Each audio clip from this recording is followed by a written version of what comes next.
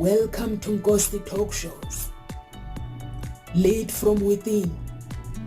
Find your own voice. Challenges we have had to overcome in 2020. Find your own voice. The world has become united by the unseen, knowing there are no guarantees for tomorrow. Lead from within. Find your own voice. Let the world hear your voice and be filled within. For the day has come for you to be a great leader. The time has come to break away from the pain, distraction, experience the unthinkable.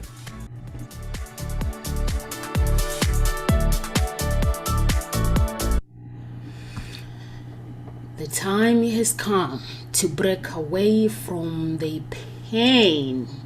Over to you, Amanda. Please introduce yourself to our audience. My name is Amanda Cottrell. I'm coming to you from Calgary, Alberta, where it's actually spring break and I'm a teacher, but I got up bright and early just to be here. I am a teacher, I'm an author, and I also write articles and also a single mom. So that's me. Thank you so much. Thank you so much, Amanda. Over to you, Anna. Please introduce yourself to our audience. Yes. Hi, Nomsa. Thank you for having me once again. And hello, everyone, whoever you is watching, wherever you are in the world. My name is Anna Jones, and I am an emotional freedom life coach. I focus mainly on guiding and empowering individuals, mostly women, that are feeling stuck in their lives and are looking to move from wishing and creating to actually achieving and moving into action so that they can truly live a life that they're really, really excited about. So I implement meditation, and I've also been a yoga teacher for many years. So thank you again for having me here. I'm excited to make it to one of these conversations. Thank you so much. Thank you so much, Anna. So our topic today is grief. Why is grief different from everyone else? So when we talk about grief, we talk about loss of health. We talk about losing a job. We talk about loss of financial stability. We talk about retirement. We talk about the death of a pet. We talk about loss of cherished dreams. We talk about loss of a friendship. We talk about loss of safety and trauma. So I'm gonna hand it over to you, Anna, because you chose this topic. So can you explain to our audience in your own words, what does it mean? So I think, like you said, grief looks different for everyone, right? And the reason why I chose this subject is because not only have a lot of people lost someone during the pandemic, right? And it's been extra challenging. The way of grieving has shifted, has changed. And because of government regulations, the mourning has been different. It's just been different, right? And so I think that on top of that, there is the mourning of the mourning, right? It's the letting go of what we were used to doing, the way we were used to doing things. But I think it's really important for us as human beings to start embracing the fact that we just do things differently. We might experience the same things, the same situations, the same circumstances, but the way that we deal with grief is very different. Some of us may have, at times just this denial to process things. And, I do feel like sometimes we, as a society in general, we have this expectation that when someone loses another person, they have to be sad. They have to, not go out, wear black for so many days. And so I think it's time for us to really start updating this belief on grief, especially when nowadays you don't really have to lose someone physically, right? You can lose someone, like we were talking about, just in a relationship, right? It can be a friend, it can be a family member that, you are no longer in agreement with, or you realize that you're just in different stages of life and you're not really complementing each other. So at times it's just best to part. You don't know if you're going to, renew that friendship or that relationship, but it is important to respect ourselves. And I could take a little segue here into boundaries, but I'm not going to just yet. But I think that would be a really good point to start.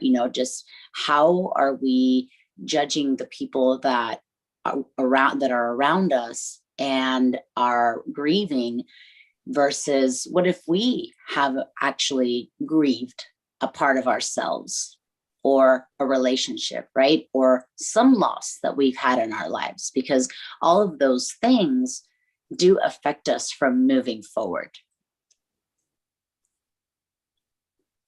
So thank you so much. Thank you so much, Anna. I actually agree with you, and I actually did a test, DNA test, to find out where my family are coming from. And all my life, I've been saying my family are South African, And when I did the test, my family, basically, there are no roots in South Africa, is Germany. So for me, in Nigeria and Kenya, nothing to do with South Africa. And I felt like there's a part of me that has been taken away from me, because it is that beliefs. I knew that my ancestors are buried in Zimbabwe, so there was I feel like I'm connected to Zimbabwe and South Africa. So then when I received the text, none of those countries have my roots. So basically, my parents, somebody went and moved to South Africa. So I was like, all these years I've been saying, although my dad always said we are not from here. So I'm like, I thought I was these languages that I've created, and now it seems like I'm Dutch. My family are Dutch, Nigerian, and Kenyan, and I'm like, this is a loss for me. And it felt like, I even said I accept yesterday. When I saw the results, I was like, I accept where I come from, but it felt that all these years I've been living a lie, because this is something that I've been planted in my life, and my family have planted. And I felt that none of this. Actually, I went 20 times opening the map, the results, and I was like, there are no roots where I come from. So basically, I ended up in South Africa because of a German blood and a black blood that was coming from Nigeria or Kenya. They all decided to go and live in South Africa. So I'm not basically connected to South Africa. So I was like, okay. So to me, it's a loss, because it's something that I believed that if somebody asked me where you from, I would happily say South Africa. But now I can't, because now I know.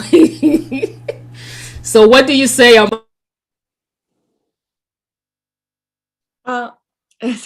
Well, when I got the topic, I was like, oh, this is a deep one. I really was starting to think about how I have grieved different things. And sometimes grief comes out when you are least expecting it. So I got divorced when my daughter was 2 years old. And at one point, when it was summer holidays, and I was dropping her off with her dad on my way back from my parents' cabin in the Okanagan, and I had to drop her off about halfway in Golden. And after dropping her off, I just remember bawling for 2 hours on the rest of the drive. And it had been 5 years since we got divorced. So I was like, I'm not grieving my divorce. I don't want to be with him anymore at all. And I hadn't since we split up, but I was really grieving that loss of family structure that I'd always wanted, a healthy, loving family structure, and that nuclear family that is the ideal. And so I was really, really grieving that even 5 years later.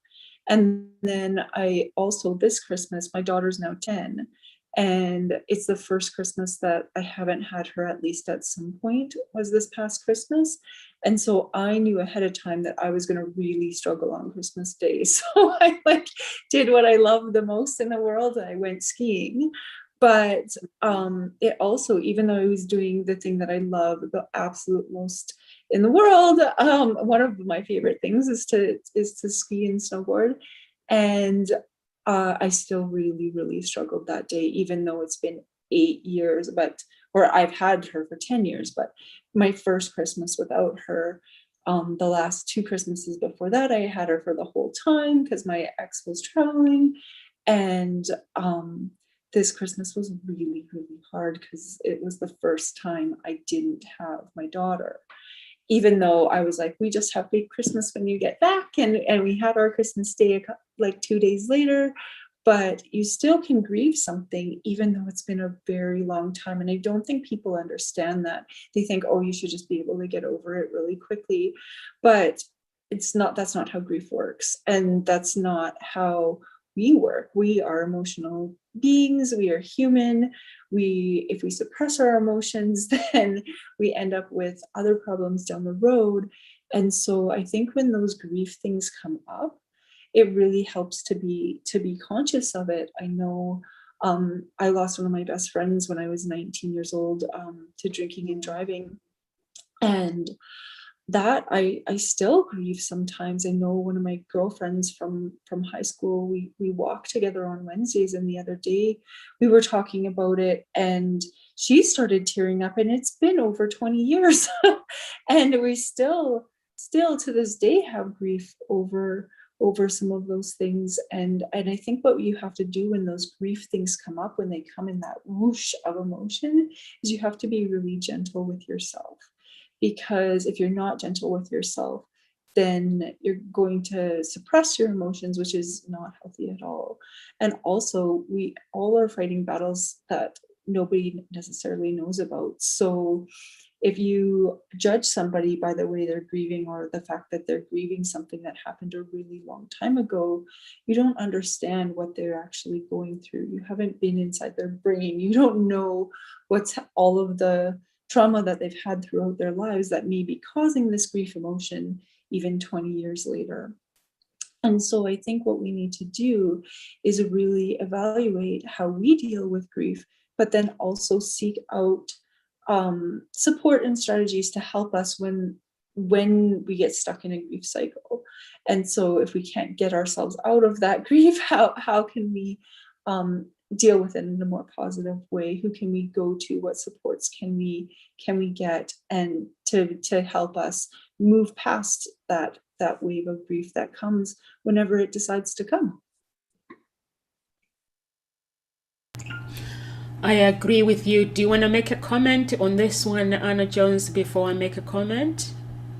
Yeah, I think what Amanda said is really important, because that grieving that she experienced when, or that emotion, excuse me, that she experienced when, her daughter was dropped off at school, or, when you didn't spend Christmas with her, it's also like grieving that part of you that thinks that that's the way a family should look like. Or, it's like you're grieving those, that I call it like the programming, right? The programming of like, this is like the perfect family structure. This is how this should look like. This is how that, because that's what we see, right? Like, this is how things should be. And when they're not that way, when our fairy tale isn't that way, right? Or at least that's how it happens in my mind. I've had moments where I'm like, oh my gosh, I am still expecting, my partner, my boyfriend, to come and be that white knight and save me and this and that. And I was like, wow, Walt Disney really, really got in there. So I totally understand. And really what I do is I just cry it out. Like I every time I notice, like, oh my gosh, there is an expectation here. There is something that has not been, I guess, checked off my this is how it should be list. And then I just notice, I cry it out, and I just honor that part of me that thought that it had to be that way, even though I have no issues with the way that I'm living my life. So this is what I'm always telling people. It's like life is such a beautiful paradox, right? Because you can be super happy with your life. You can be so content, but then all of a sudden, book, this thought, this programming will come in. And it's just really honoring that and letting that part of us die, for lack of a better word. And but even if it's part of us, we do have to take some time to grieve it. We can't just be like, okay, that's dead, I'm moving on. It's like, oh wow, I didn't know that part of me was still there. Like, oh, it's like, I love you. I forgive myself. I extend compassion to myself and to everyone that was involved. So it's like, I feel like grief is just it's one of those things that's it doesn't end, because there's always different phases, different things happening, and it's another thing that accompanies us until the day we leave this planet. So that's my 2 cents on that. So thank you, Amanda. Thank you so much, Amanda and Anna Jones. I actually agree with you, like Amanda, when she's saying the grief about her marriage, dropping her daughter. Is like, you have this life that you have planned, and Anna as well, you're saying about the thoughts, everything could be really, really working well, and then the thoughts comes in, and then you're grieving. So basically, Amanda, she's saying she was grieving 5 years later, but we don't realize it. We basically, because we're strong, we don't realize that we still have those normal emotions within us. For me, basically, like I actually agree with you when you say, when your daughter now, the school before, the Christmas dinners before, you guys have this family with your ex, but now it is no longer there. It feels like it's something that has been taken away from you, and sometimes you end up asking yourself, God, why me?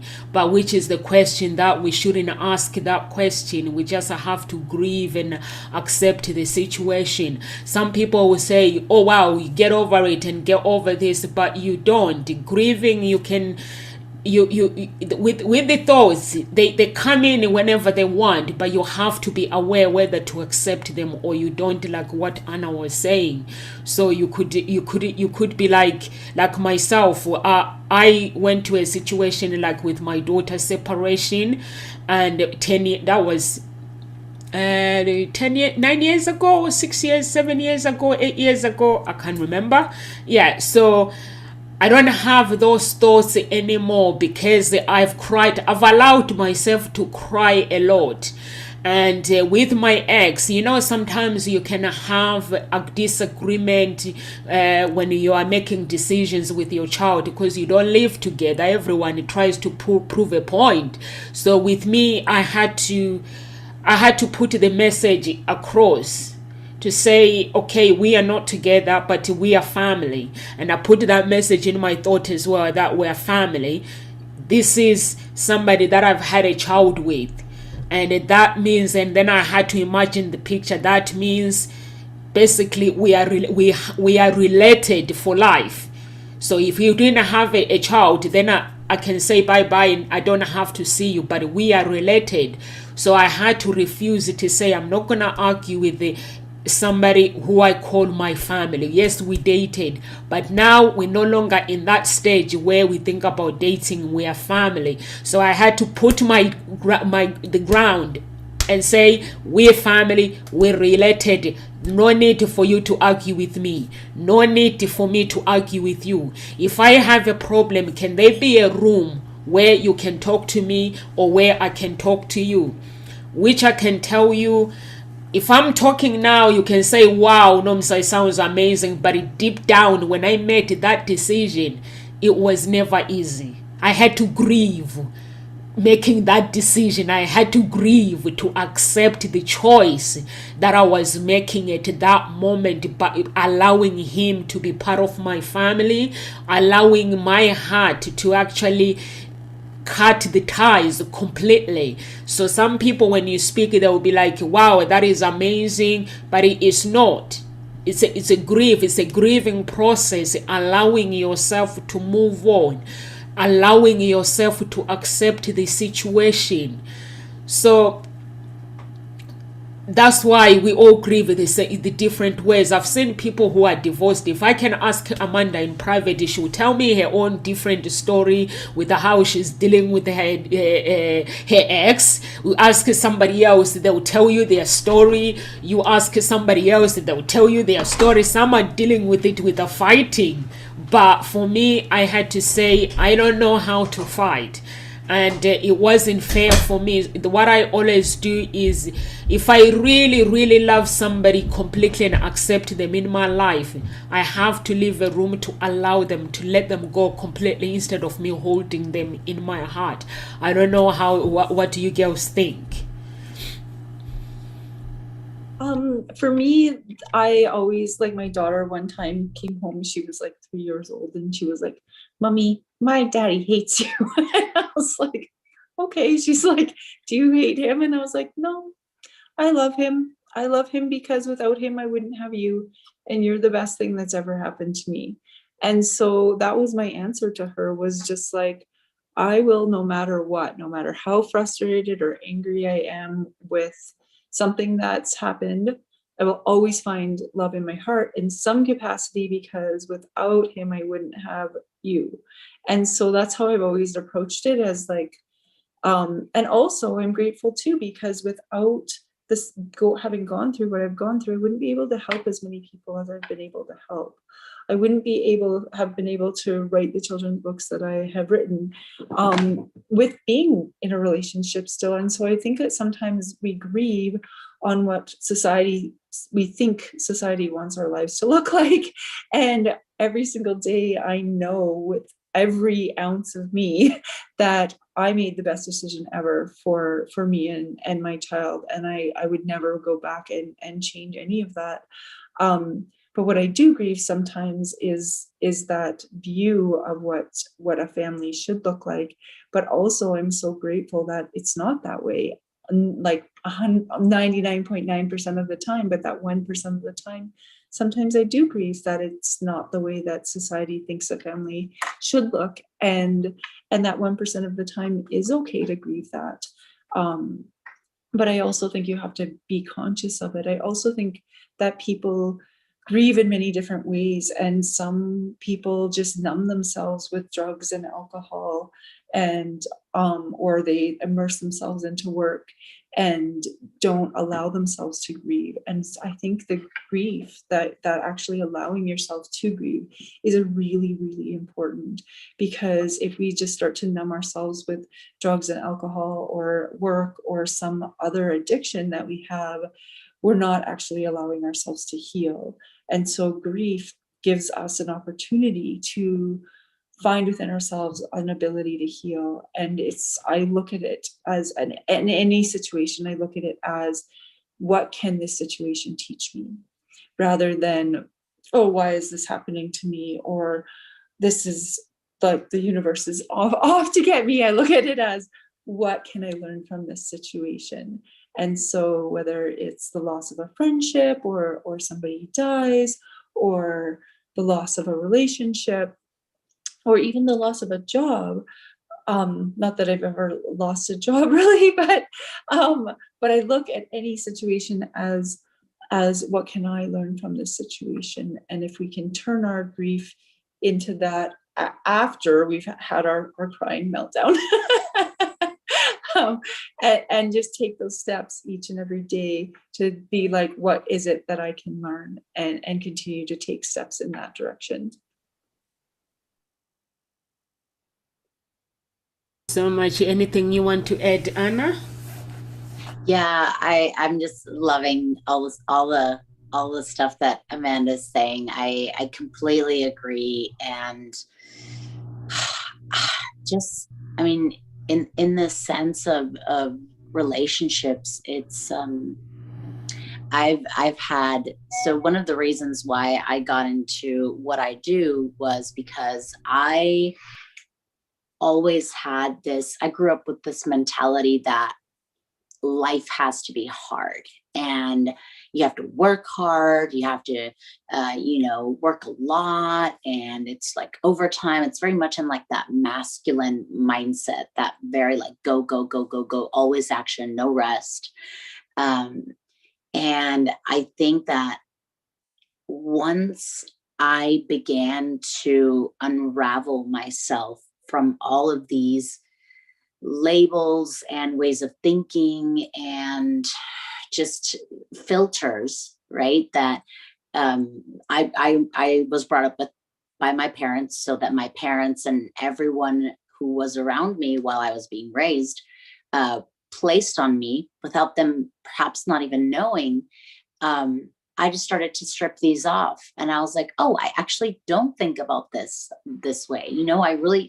I'm not affected by X, Y, and Z. I really don't care if, this doesn't happen, or this really doesn't affect me.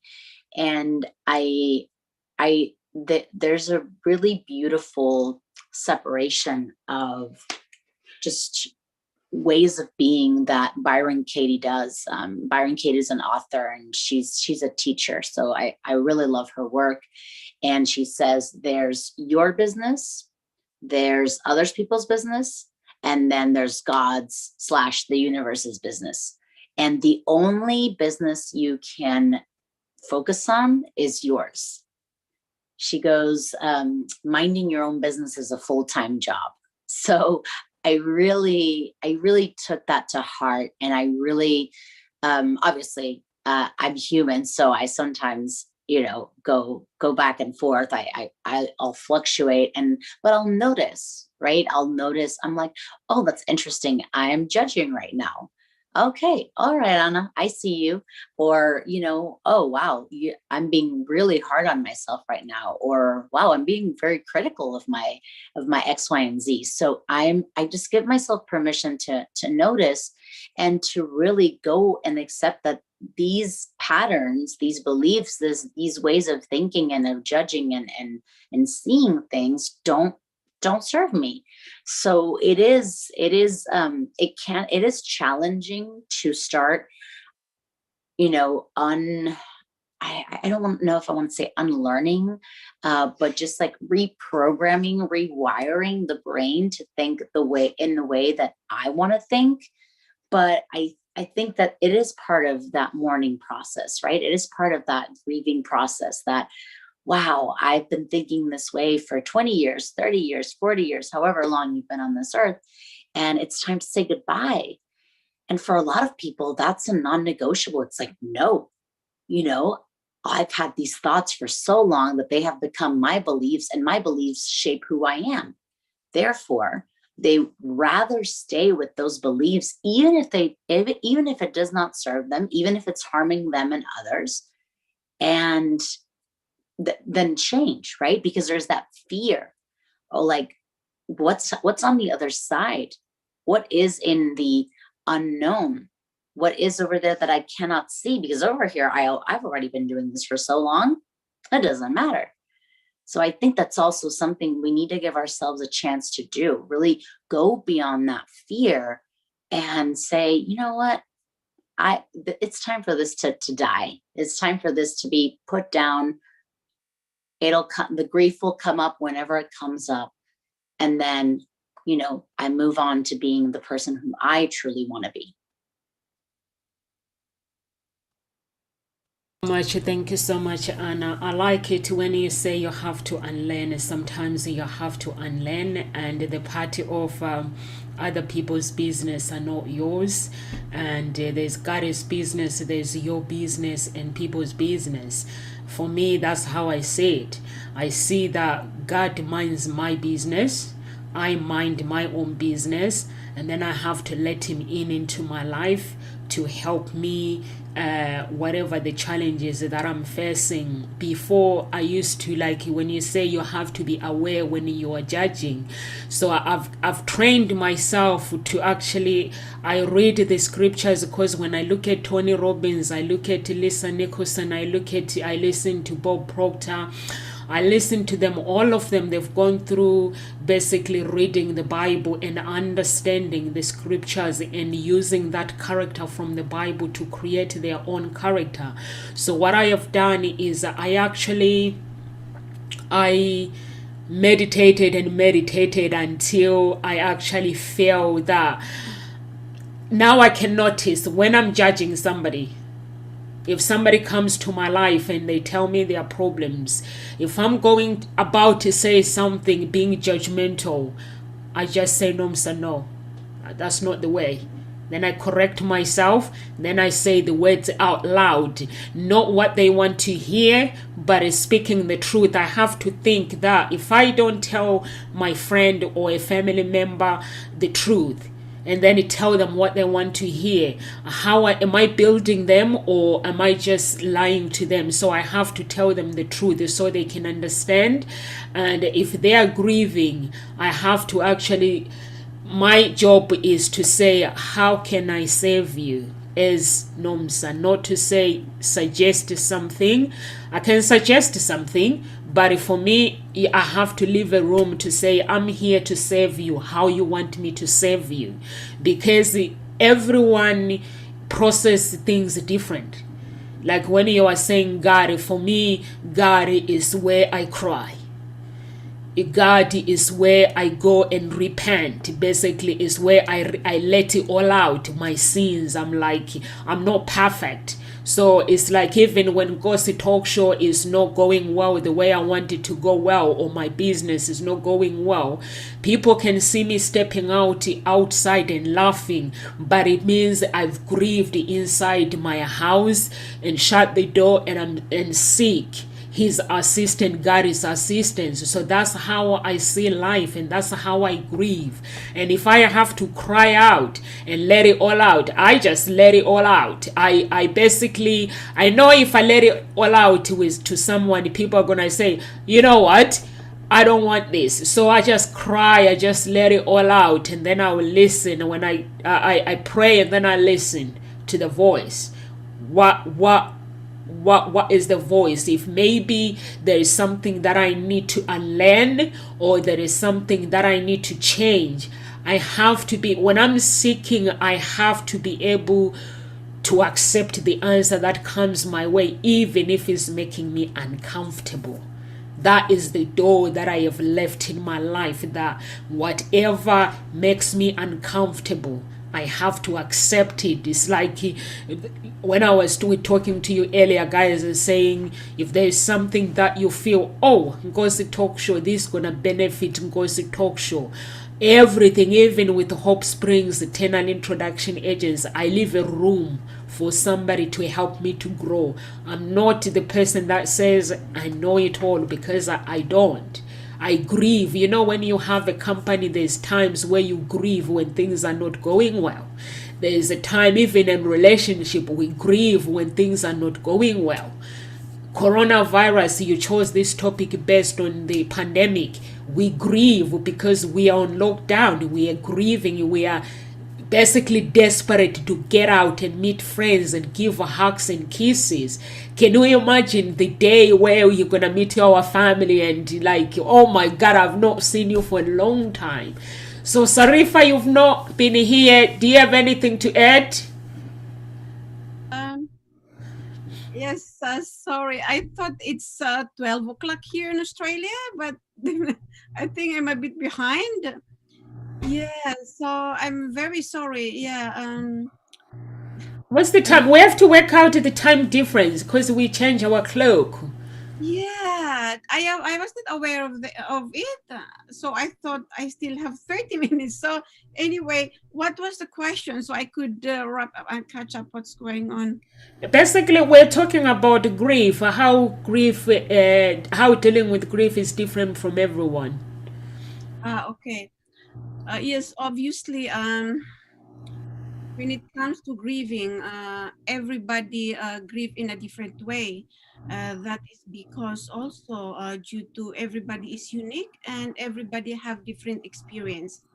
And also our experience also and our culture dictate us how to grieve. Some people may grieve in a like some people may cry or may feel very sad about it. Some people they just feel numb or shocked that they couldn't even cry. That is because it hasn't set in yet.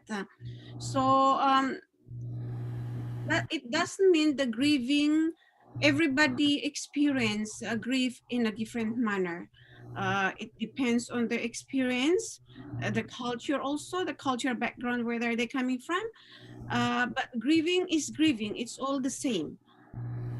So that's all what I can say. Some people they take it's very painful. Some people they go through different stages, like they maybe go through in a denial stage that no, it didn't happen. It's not. If they lose someone, sometimes they couldn't accept that they have lost their loved one. So that's how they go through that stages of denial. And then after the denial, some people may go angry. They're very angry about the loss, and they start blaming other people that it happened because of this, regardless of it is of what it is. And it depends also on the age of a person. The teenager, maybe they start blaming themselves, whereas the adult, they may say, "Oh, it happened. That's just how it is," and they become very irritable about it. And the pain that they go through, they control and manage it in a different manner. Then some people, maybe they call it the bargaining, that they bargain that, oh God, please, if my loved one feel better, I will promise that I will do this, I will do that. So they started to having that bargain, or they may even feel that, oh, only if I have delayed that moment, my husband or my wife or my loved one wouldn't have gone. So those are all the different stages that people may go. And then another stage that they may go through depression, experience anxiety. And then when they go through depression, that's when it's very hard, because if they don't come out with it as quick as possible, it can only do more damage on them. So everyone cope in a different manner. But to come out it very quickly is through acceptance. When people accept that, okay, it happened. Acceptance, it doesn't mean that, oh, thank you, oh, it's okay, my husband died or my sister died or whoever died is. No, it's accepting that he or she dies. But it's okay to go through grieving. It's okay that I will come out with this. I will overcome these challenges that I'm going through. So that's what I mean, that is acceptance, that accepting the inevitable challenges that they're going through. So that's the last stage of grieving for me, is acceptance. And that's a very, very powerful tool. So that's my contribution. Thank you very much, Amanda and Anna and Nomsa, and I apologize to the audience that I'm a bit late. I'm really late. Yeah, thank you. Thank you so much. Anyone wants to comment for what Sarifa has said, girls?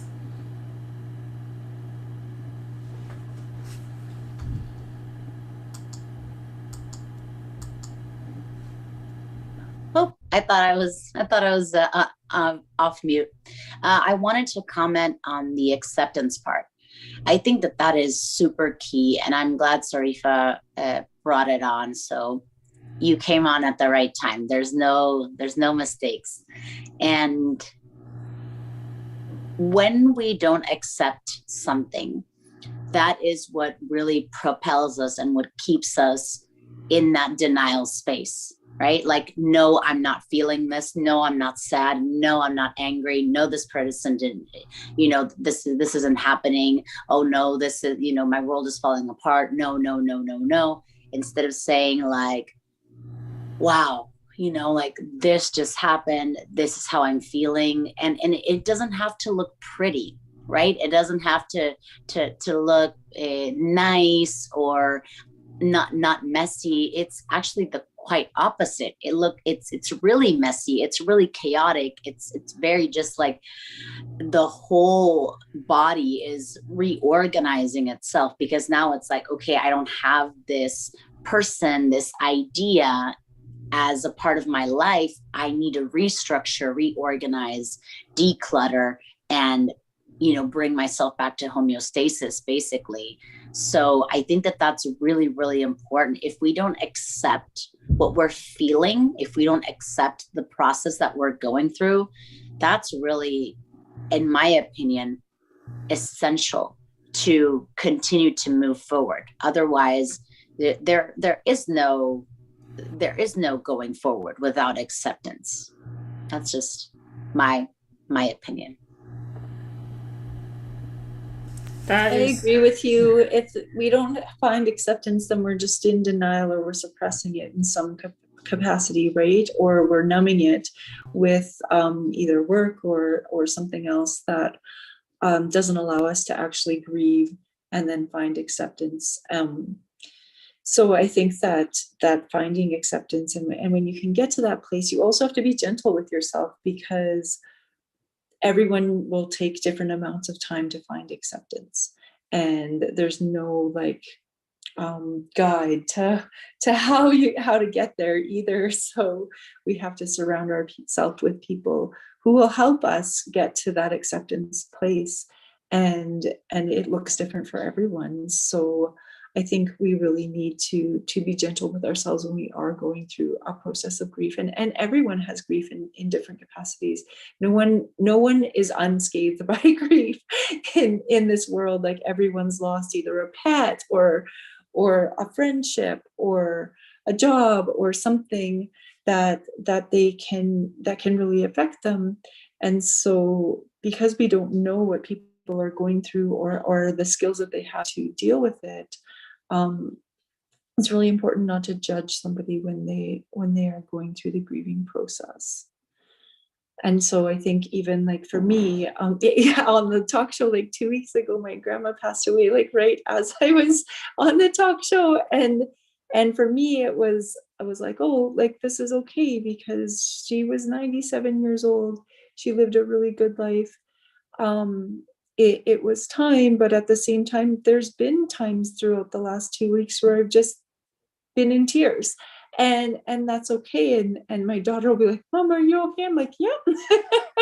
just a wave of emotion came over, and it's been good to talk to her too, because my grandma's had dementia since basically my daughter was born, so she doesn't really remember. Like, she's like, I wish that great grandma would have been like not so crazy when I was alive, so that I had like better memories of her, because the only memories she has really is of like pushing her in the nursing home and like grandma talking to like plants and like not really being coherent. And so I grieve for that too, where like my daughter didn't actually get to have experience great grandma as the like woman that she actually was, because she was such a fun and funny lady, and she was on such slowly degrading end of her life when my daughter was born. And so I agree that she wasn't able to experience her in a more positive light. But I accept that that's probably Ella and I both had to learn through that as well. And I think people have to just find acceptance, but also be gentle with themselves when they are grieving. Thank you so much, Amanda. I actually agree with you when you say your daughter, she was like, I wish my grandma, because when you received the text, we were doing live and you were like, oh, my grandma has passed away.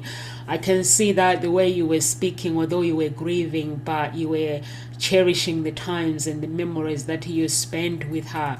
And that means your daughter, she's grieving because she wishes that things could have been different. She wishes she could have met her in a good way, like when she was not when she didn't have a dementia. But unfortunately in life, we don't get what we want. We don't get what we ask for. So life just give us what is there. We just have to work and seek. But when it comes to sickness, and the old generation as well, she's obviously, how old was she? She was 97. She had lived her life. She had Yeah. lived her life. So in that way, we can say the woman has lived her life, so we accept whatever is in front of us. So that means your daughter, she's grieving, and you're grieving as well. So and thank you so much for sharing that with us as well. Anna has to go. Anna, is there anything you would like to leave with our audience before you go, please? I think just for anyone who feels like this is resonating for them, to step into that space of curiosity and ask themselves, what have I not grieved in my life? What have I just kind of swung by or swept under the rug and moved on with my life? Yesterday, I had a Zoom call with a few girlfriends, and they asked a question. One of them asked, what was something that has marked your life significantly? And can you go a little bit into detail? And this is something that I've noticed, that I sometimes don't stop and smell the roses. I like get to my desired goal or my dream or whatever I'm wanting to accomplish, and I'm like, okay, I'm here next. Okay, I'm here next, and then I keep moving. And so there is grief, right, during the process of getting to that goal, achieving that dream. And I really was like, wow, I don't allow myself to stop and enjoy that victory, that moment where I'm like, whoa, this just happened. How amazing is this? I don't celebrate as much as I would like to, now that I know, looking back. So I think that whoever, again, is just really resonating with this at this time, take a moment to look back. And when was the last time when you achieved something? And we all achieve things all the time. We just don't take the time to really congratulate ourselves and be like, wow, that was really good, good for you. To go back and see what we had to let go of, what had to be grieved during that process for us to actually accomplish what we needed to accomplish. Because the person that we are right now and the person that we have to be in order to achieve what we want, right, is not the same person. So what am I letting go of in this gap, in this process of, being the person, upgrading to this newer version, if you want to call it newer, or maybe it's just an older version of us that we didn't know was there, however you want to see it, whatever perspective you choose, and explore that, right? Giving ourselves permission to get a little lost, to get a little messy, and to accept that life is just beautiful in that way, when we learn to have fun and discover and move forward by healing.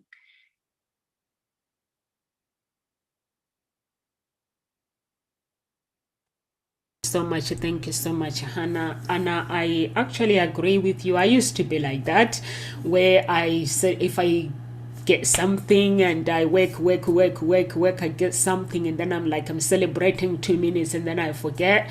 But now I'm allowing myself to actually embrace my life and celebrate me. Like if I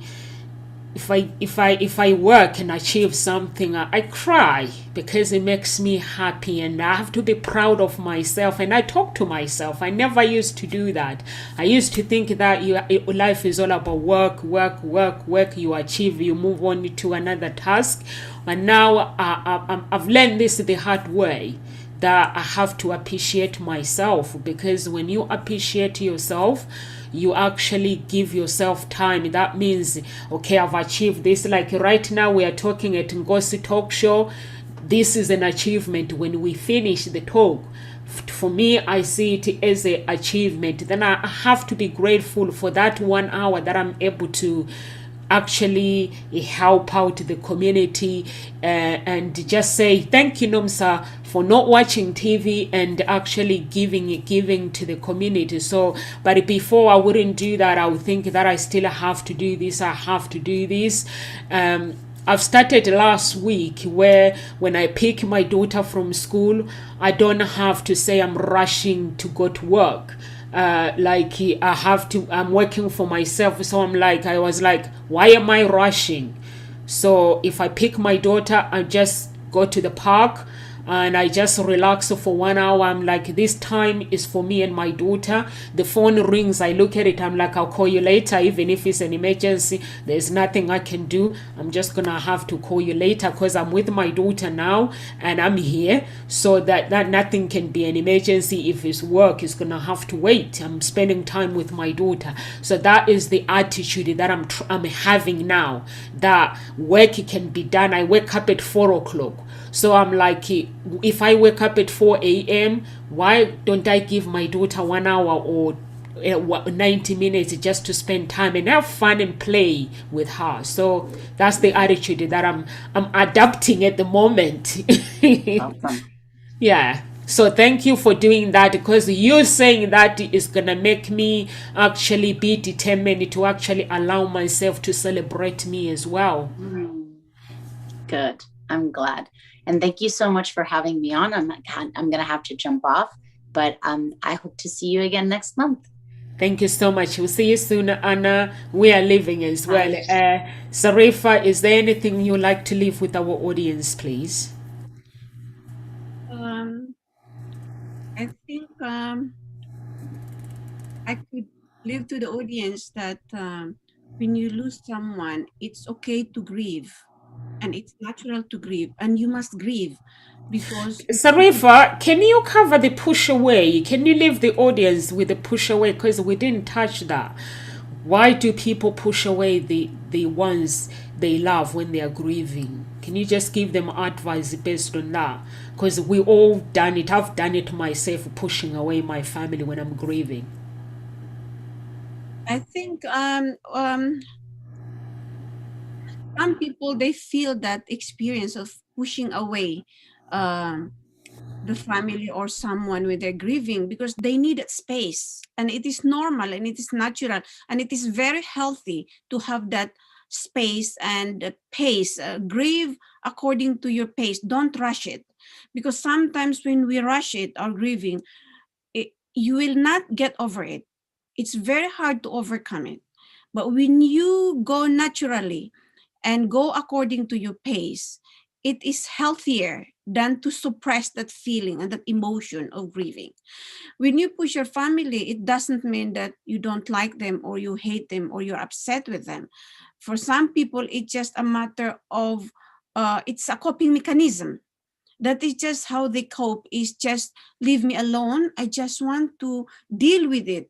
Because sometimes when you are surrounded with so many people, with so many things, you can't really grieve according to your pace. You need that space. Space is very important, and that is the healthy way of doing it. Otherwise, they won't be able to come out of that. And by not coming out of grieving for a very long period of time, it may damage them. It may damage them emotionally. And when they get damaged emotionally, that is very hard to heal.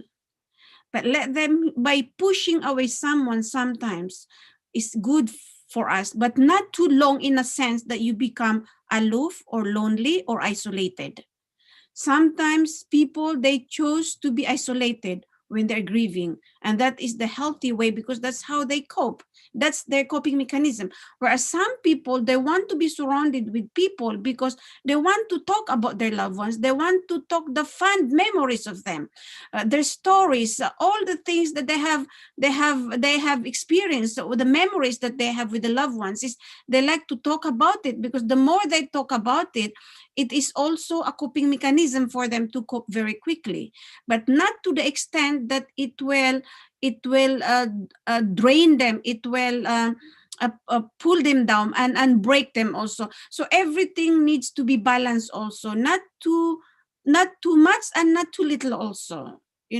Like when I lost my parents at a very young age, I grieve in my own way, but at the same time, I couldn't let my study, I couldn't neglect my study. So my grieving is at night time. That's when I hug my pillow and I cry until my pillow, it's soaked with tears.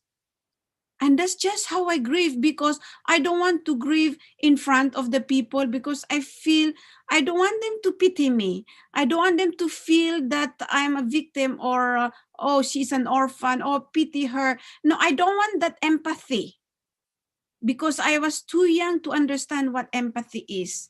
My understanding is I have to study, I have to do things normally, so I am not different from other children. But at night, that's where I cry a lot. Even now, when I grieve, when I remember my parents, I cry at night.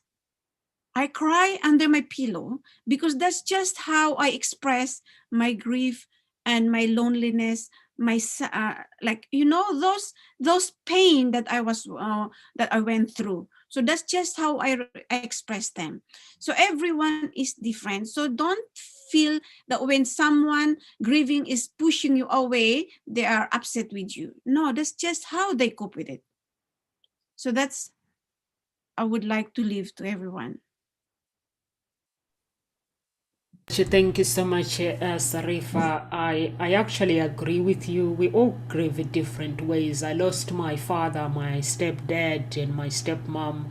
I grieve in a different way, but for me, what is helping me is to remember the good memories that I had with them. Sometimes I have pictures. Sometimes you find me like the way they used to laugh, the way they used to, when you're growing up, a parent, their job is to tell you, do this, don't do this, do this. So I remember, and I start laughing. Or sometimes when I'm doing something, I'm like, if he was here, he would be telling me off. And those are the memories that I grieve about. Somebody, if I look at somebody who is grieving in a different way, I try not to judge them, let them just get on with it. If I have to leave a room for them. If they want me, they know that I'm there.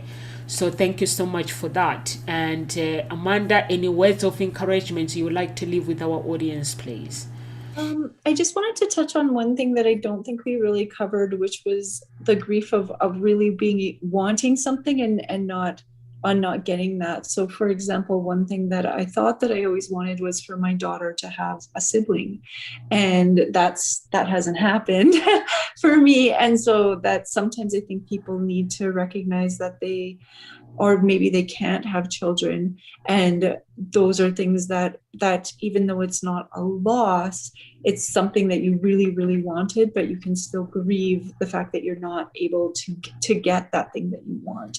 And I think that we really have to be accepting and understanding of people when there is something that they want with all of their heart, and yet for whatever reason they're unable to get it.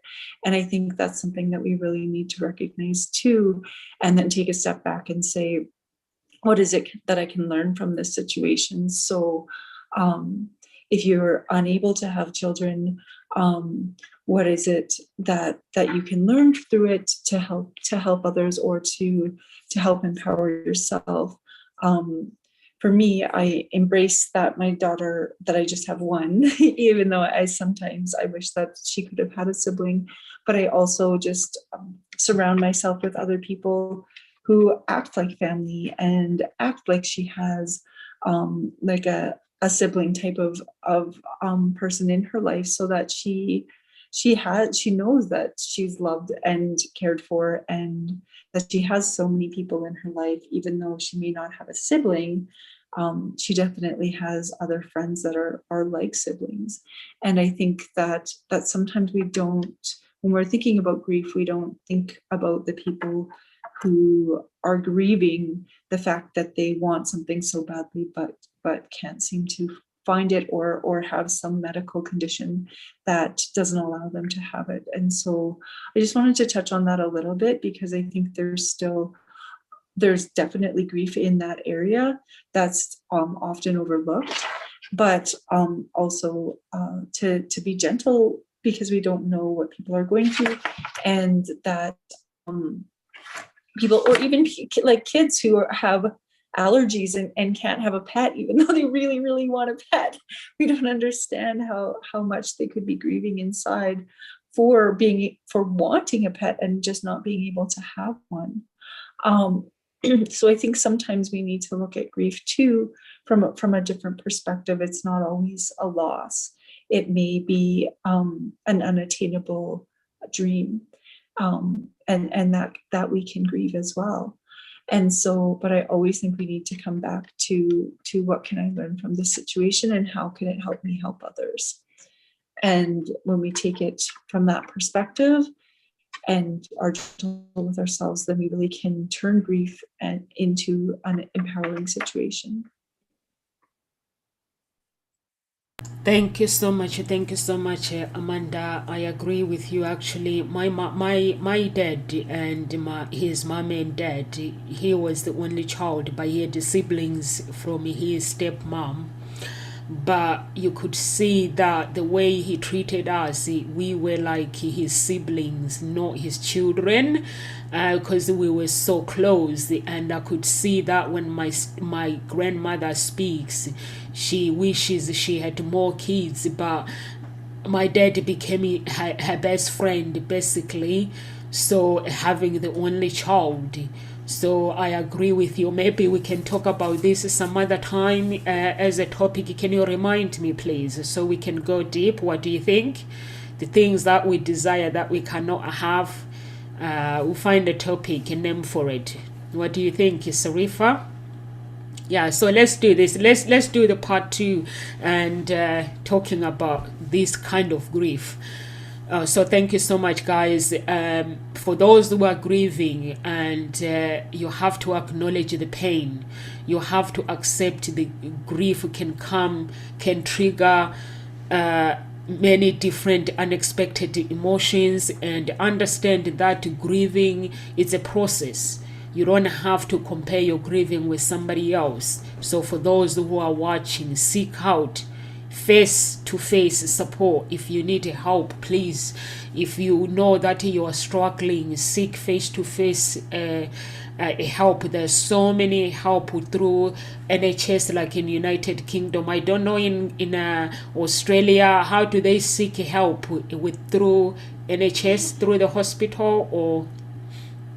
We have a system. We have a system here that those people who are grieving or who are having this challenging time.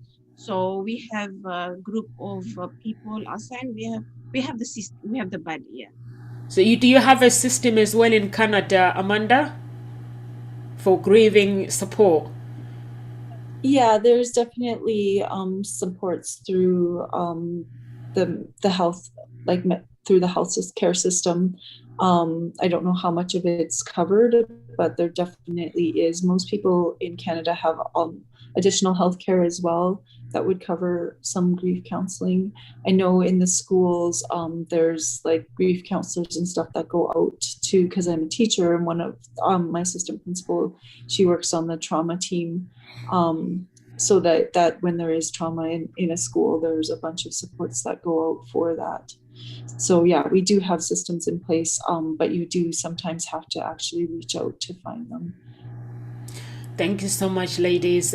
So in Canada, there's a system. In United Kingdom, there's a system through NHS, and Australia, there's a system. So you can get free support, and and also support yourself emotionally by taking care of your physically being, and acknowledge that, recognizing the difference between grieving and depression, because sometimes some people may think that I'm still grieving, but you are getting depressed. So you have to be able to recognize your emotions as well.